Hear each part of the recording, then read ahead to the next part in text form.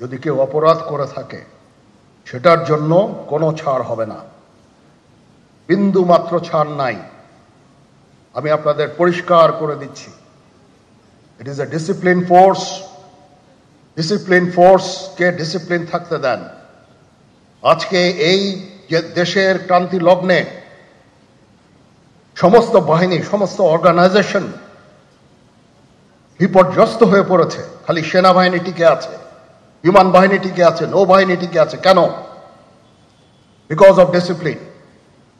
তারপরেও আমি আমার অফিসারকে আদেশ দিয়েছি, যদি সামান্যতম কোনো সন্দেহের অবকাশ থাকে, কোনো কার বিরুদ্ধে যেই অ্যাকশন নেওয়া হয়েছে অপরাধী কিনা, যদি সামান্য কোনো সন্দেহের অবকাশ থাকে সেটা তাদের ফেভারে যাবে।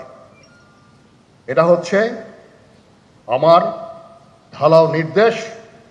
সেই হিসাবে বিভিন্ন প্রস্তাব আমার কাছে এসেছে।